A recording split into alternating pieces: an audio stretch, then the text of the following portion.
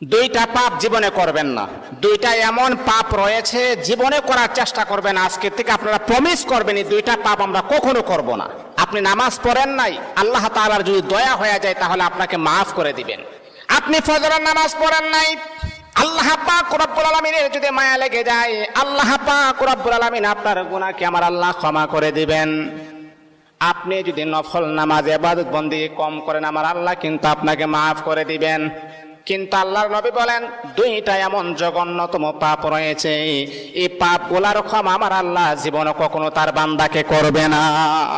দুইটা পাপ এমন জঘন্যতম পাপ, এগুলা করা যাবে না।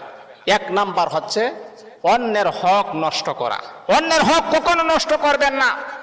আজকে নিজের ভাই বোনের হক নষ্ট করে দেয়, অন্যের হক নষ্ট করা যাবে না।